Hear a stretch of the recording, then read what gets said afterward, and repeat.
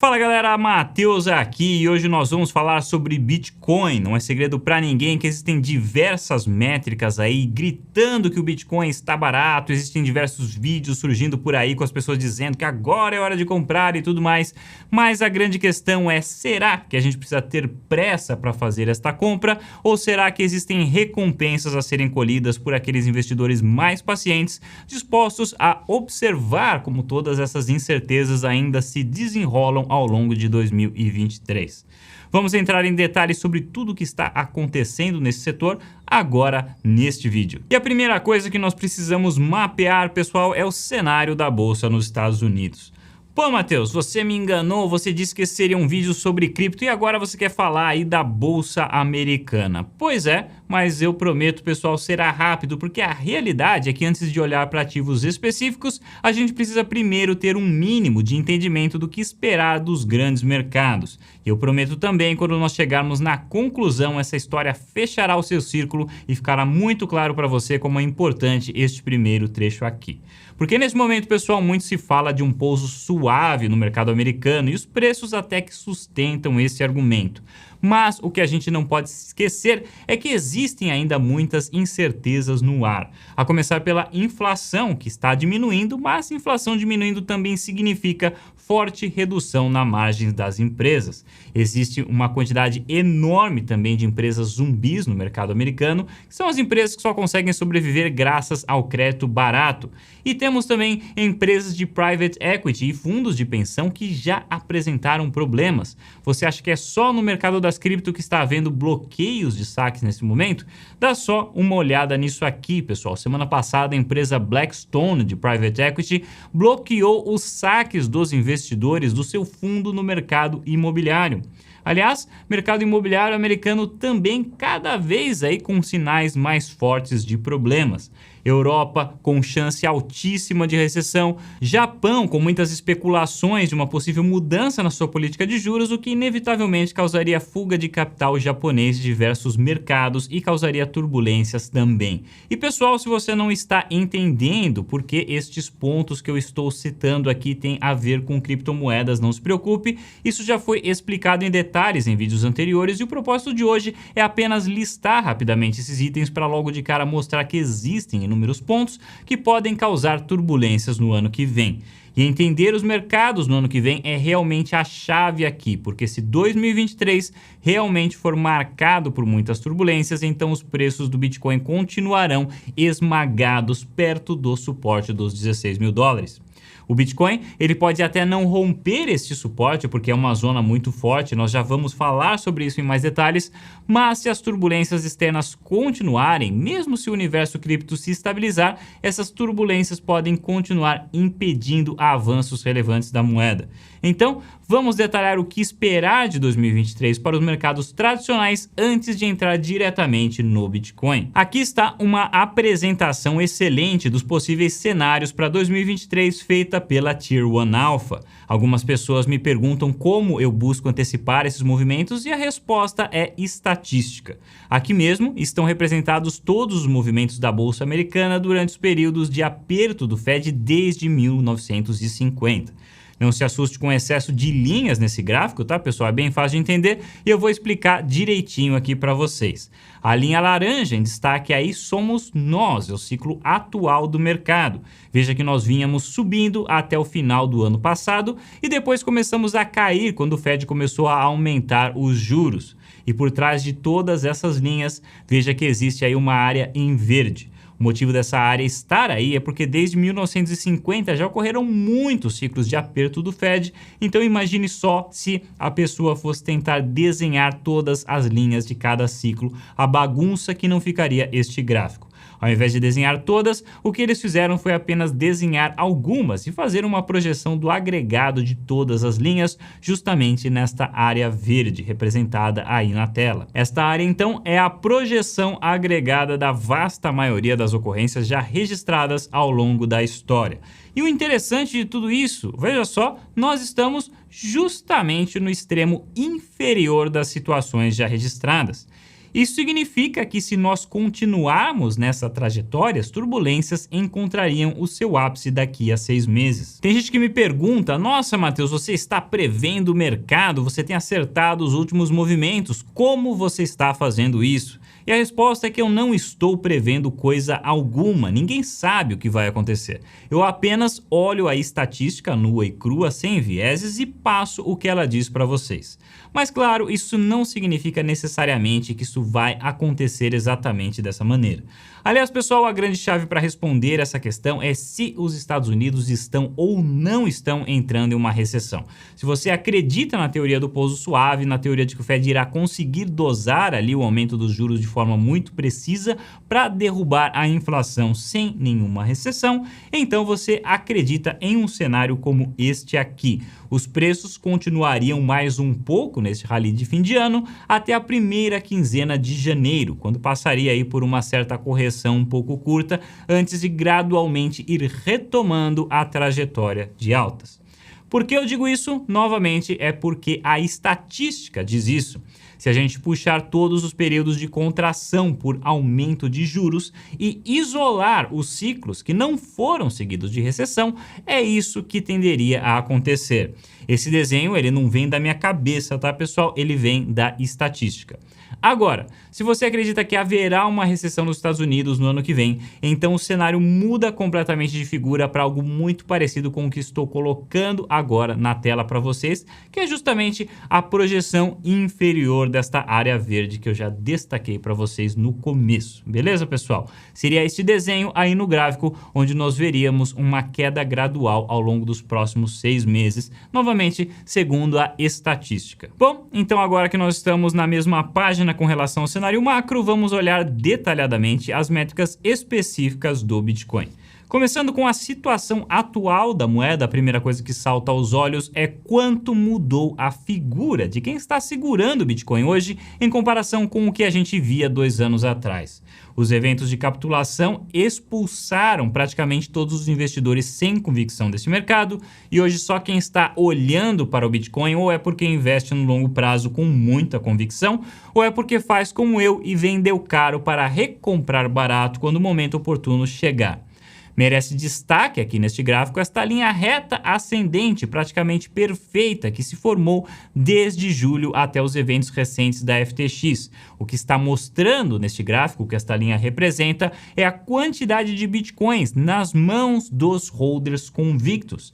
E veja que existe muita gente disposta a defender o suporte atual dessa moeda. Indicando aí, como eu falei, que o investidor de curto prazo, o investidor com menos convicção, ele saiu deste mercado. Note também que isto é bastante similar com o que nós temos observado no mercado tradicional, onde o investidor de varejo está em franca capitulação, pelo menos no que se refere a ações individuais, ações de empresas individuais.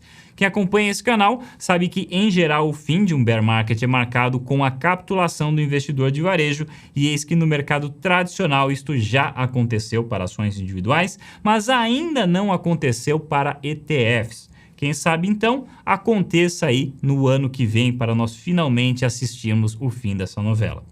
Já para as cripto, esse final da novela pode estar sendo exibido de forma antecipada agora, porque todo esse movimento que nós observamos em 2022 indica uma profunda expulsão dos chamados shitcoiners. Eu acompanho alguns canais aí de criptomoedas, tem vários criadores de conteúdo que eu admiro também, mas sem citar nomes aqui, a boa verdade é que existem muitos que são belíssimos shitcoiners. Eles entendem muito da tecnologia por trás, mas não tanto assim do momento certo de entrar e sair de determinados ativos. Não culpo ninguém aí por acreditar em shitcoin, no começo eu também já pensei assim, mas depois de Luna ficou claro que nenhuma moeda tem a mesma proposta do Bitcoin.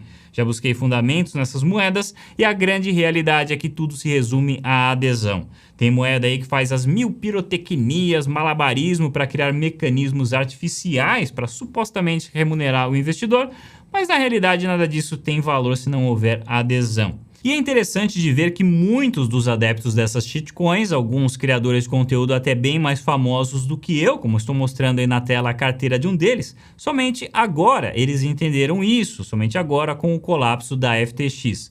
Essa é a primeira vez que eu estou vendo os shitcoiners jogando a toalha e isso para mim é o maior sinal de que nas criptos o equivalente ao investidor de varejo já capitulou.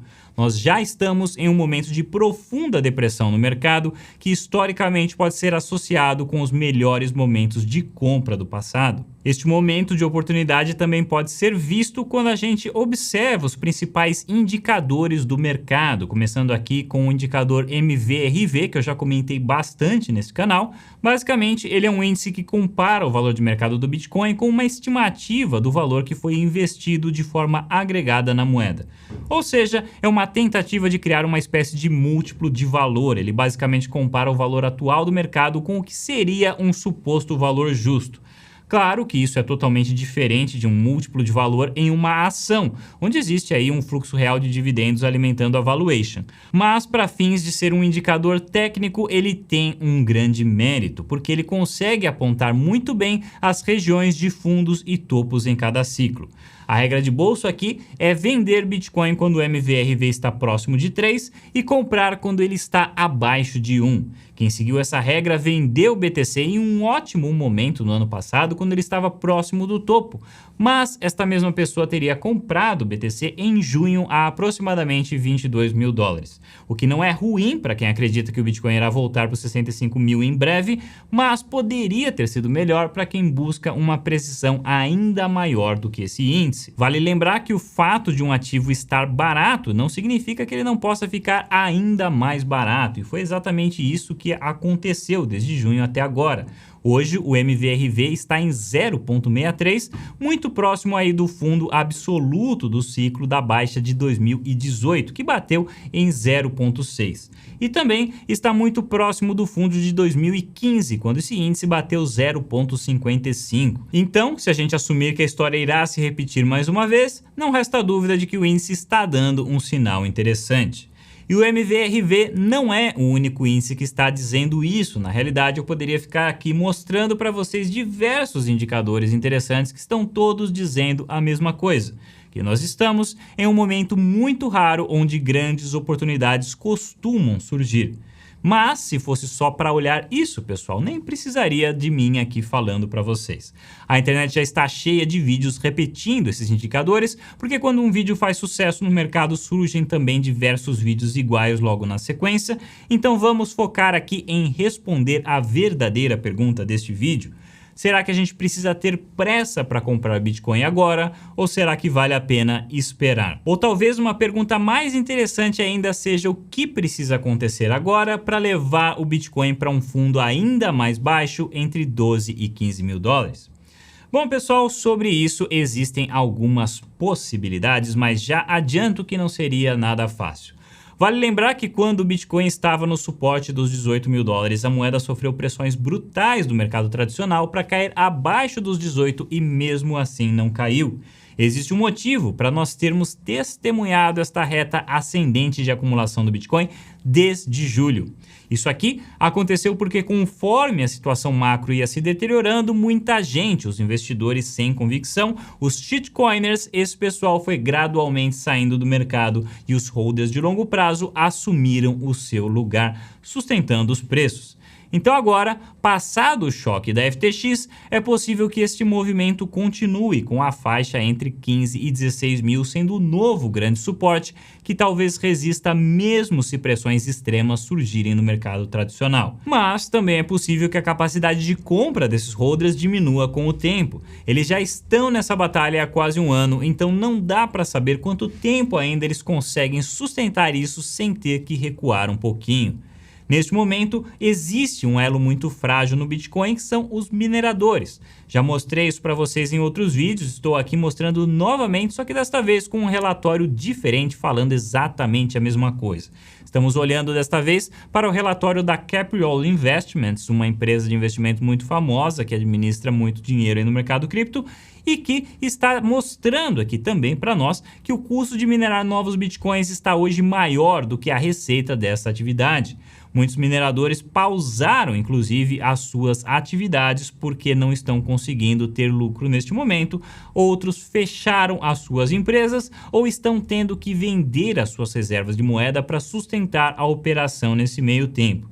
E com essa venda constante, não dá para saber por quanto tempo o suporte de 16 mil consegue aguentar sem ceder a essas pressões. E além de tudo isso, nós temos também os famosos rumores do mercado. Antigamente eu não comentava rumores aqui nesse canal, mas depois que nós testemunhamos tantos deles se mostrando verdadeiros, acho que é pelo menos de bom tom falar o que estão dizendo por aí. E o rumor mais recente é que toda essa movimentação de quebra de empresas tem por trás uma guerra que estaria sendo travada entre as empresas mais antigas de cripto e as empresas mais recentes. Empresas mais antigas seriam, por exemplo, a Binance, a Blockstream, etc. E as empresas mais recentes seriam as mais voltadas ao mercado financeiro tradicional, que chegaram no mercado com grande apoio dos fundos de Venture Capital e viram nas cripto a nova fronteira das empresas de tecnologia. Exemplos dessas empresas seriam a Coinbase, a Digital Currency Group e projetos como a Circle, a emissora da moeda estável USDC. Tudo isso são rumores, tá, pessoal? Claro que não existe prova nenhuma sobre isso e é provável que nunca venha a existir. Mas, se isso for real, explicaria muita coisa e também explicaria que, em meio a esta batalha, os investidores estão pagando caro, sendo pegos aí em um fogo cruzado. E a grande questão é quem seria o próximo alvo se essa guerra realmente estiver em andamento. Muitos apontam aí para o Tether, a emissora da moeda estável, que já foi a maior moeda estável do mundo, e eu sei que os rumores do Tether já existem há muito tempo, e a empresa já foi severamente testada quando o Luna implodiu. Antigamente, o dólar Tether dominava 80% do mercado de moedas estáveis, e isso hoje já está muito mais bem distribuído em 3 partes iguais de 30%, uma para o Tether, outra para o dólar da Binance e outra para o dólar da Circle. Então, claro, se o Tether sobreviveu a uma queda como essa, que ocorreu assim em tão pouco tempo, é porque boa parte dos rumores eram de fato infundados. Ainda assim, um pouco de cautela não faz mal a ninguém, porque a quebra do Tether seria sem dúvida nenhuma um evento maior que a queda da FTX e seria capaz de derrubar mais uma vez o Bitcoin. Mas agora, pessoal, nós já estamos falando aí de eventos mais difíceis de quantificar em termos de probabilidade de ocorrer ou não ocorrer. Então, vamos concluir este vídeo. No começo desse vídeo eu disse para vocês que valeria a pena ter começado a análise pelo mercado tradicional e agora é o momento em que isso vai fazer sentido. De um lado aí, nós temos diversos indicadores do Bitcoin apontando que este é um momento muito raro comparável com os melhores momentos de compra do passado. Os shitcoiners já foram embora, os holders fracos já cederam e ficou apenas aqueles dispostos a defender o preço e continuar comprando mesmo diante de pressões vendedoras. Já do outro lado, nós temos um elo frágil nos mineradores do Bitcoin, que tendem a continuar vendendo as suas reservas e pressionando esses holders convictos, e diante de uma pressão constante ao longo de mais de um ano, a realidade é que nada garante que os holders não possam ceder terreno também, fazendo a moeda cair mais. E claro, os rumores de uma possível disputa de poder entre os grandes do setor cripto nos fazem pensar se a FTX realmente foi a última peça a cair ou se haveria mais por aí.